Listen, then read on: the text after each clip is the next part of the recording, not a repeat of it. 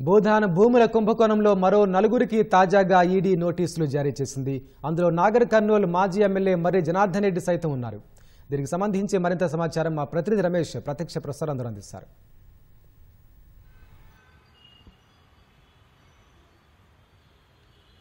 రంగారెడ్డి జిల్లా మహేశ్వరం మండలం నాగర గ్రామంలో జరిగిన ఉన్న భూదాన్ భూములకు సంబంధించి కూడా ఇప్పటికే ఈడీ అధికారులు విచారించిన సంగతి తెలిసింది. అయితే ఈ కేసులో మరొక నలుగురికి ఈడీ అధికారులు నోటీసులు జారీ చేసి ఈ నెల 16న ఈడీ కార్యాలయంలో విచారణకు హాజరు కావాలని చెప్పి కూడా నోటీసులో పేర్కొన్నట్లు కూడా తెలుస్తుంది. అయితే ఈరోజు ఇప్పటికే ఈ కేసుకు సంబంధించి కూడా ఐఏఎస్ అధికారిగా ఉన్న అమయ్ కుమార్తో పాటు ఆర్టీఓ తర్వాత తహసీల్దార్కి సంబంధించిన జ్యోతిని కూడా సుదీర్ఘంగా ఈడీ అధికారులు విచారించి ఆ భూములకు సంబంధించి ఎవరి పేరు మీద నమోదు చేయడం జరిగింది. అసలు ఆ భూములకు సంబంధించిన వివరాలు అయితే పూర్తి స్థాయిలో సుదీర్ఘంగా విచారించినప్పటికీ దీంట్లో లబ్ధి పొందిన వారు ఎవరైతే ఉన్నారో వారికి సంబంధించిన కూడా తాజాగా అయితే నోటీసులు కూడా జారీ చేసినట్టు తెలిసింది. అయితే దాంట్లో నాగర్ కర్నూలు జిల్లా మాజీ ఎమ్మెల్యే మర్రి జనార్దన్ రెడ్డితో పాటు తర్వాత బిల్డర్కి సంబంధించి కూడా మరొక ముగ్గురు కూడా ఇందులో ఉన్నట్లు కూడా అధికారులు అయితే వెళ్లించిన సంగతి తెలుస్తుంది. అయితే ఇప్పటికే ఈ విచారణకు సంబంధించి కూడా అధికారులు సుదీర్ఘంగా విచారించినప్పటికీ అయితే 100 కోట్ల రూపాయలకు సంబంధించి కూడా లావాదేవీలు జరిగాయి. అది పిఎంఎల్ యాక్ట్ కింద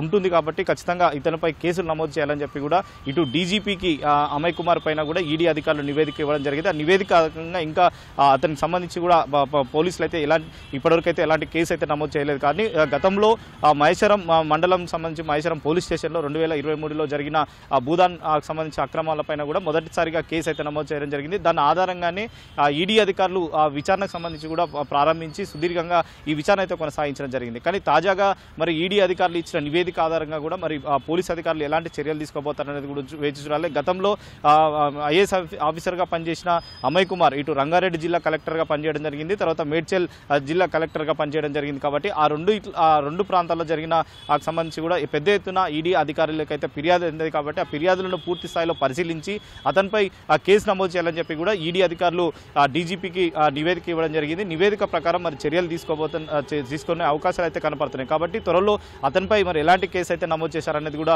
వేచి చూడాలి. ఇప్పటికే ఈ కేసులో భూదానికి సంబంధించి కూడా ఈ భూదాన్లో దాదాపు 100 కోట్ల వరకు అయితే ఇప్పటికే అక్రమంగా తర్వాత పిఎం యాక్ట్కి సంబంధించి కూడా భారీగా లావాదేవీలు జరిగాయని చెప్పి కూడా ఉన్న నేపథ్యంలో కూడా ఆ విధంగా కూడా ఇప్పుడు ప్రస్తుతం అయితే ఈడీ అధికారులు అయితే దర్యాప్తు చేస్తున్నారు. కాబట్టి ఇంకా రాబోయే రోజుల్లో దీంట్లో లబ్ధి పొందిన వారికి ఇంకా ఎవరైనా ఉన్నారా అనే కోణంలో కూడా ఈడీ అధికారులు అయితే దర్యాప్తు తర్వాత ఈ నలుగురు విచారించిన తర్వాత వీరు చెప్పిన ఆధారంగా కూడా మరికొంతమందికి కూడా ఈడీ అధికారులు అయితే నోటీసులు సర్వ్ చేసే అవకాశం ఉంది. దాంట్లో లబ్ధి పొందిన వారు ఇంకా ఎంతమంది ఉన్నారు, దాంట్లో ఎవరెవరి పేర్ల మీద వీరు భూమి రిజిస్ట్రేషన్ చేసుకున్నారనే దాని మీద కూడా పూర్తి స్థాయిలో దర్యాప్తు అయితే కొనసాగుతుంది. కాబట్టి ఈ నెల 16న మరి విచారించిన తర్వాత ఈడీ అధికారులు మరి కొంతమందికి నోటీసులు జారీ చేసి వారికి విచారణకు హాజరు కామంటారా లేదా ఈ విచారణతో కూడా ముగిస్తారా లేదా అనేది కూడా చాలా ఇప్పటికే అమయ్ కుమార్ని దాదాపు 2 రోజుల పాటు కూడా సుదీర్ఘంగా దాదాపు ఆ భూదానికి సంబంధించి కూడా 181 సర్వే నెంబర్కి సంబంధించి దాదాపు 42 ఎకరాల వరకు కూడా దాంట్లో ఉన్నాయి. 42 ఎకరాలు వివిధ పేర్ల మీద కూడా ఉన్నాయని కూడా అధికారులు అతను చెప్పిన వివరాల ఆధారంగా కూడా ఈడీ అధికారులు అయితే గుర్తించారు. కాబట్టి దాని ఆధారంగా ఇంకా ముందుకు వెళ్తారా లేదా అనేది కూడా వేచి చూడాలి. నలుగురితో పాటే మాత్రమే జారీ చేసి మిగతా వారికి నోటీసులు ఇస్తారా లేదా వీరితోనే విచారించిన తర్వాత కూడా ముగింపు పలుకుతారా అనేది కూడా వేచి చూడాల్సిన అవసరం ఉంది. ఒట్టు స్టూడియో.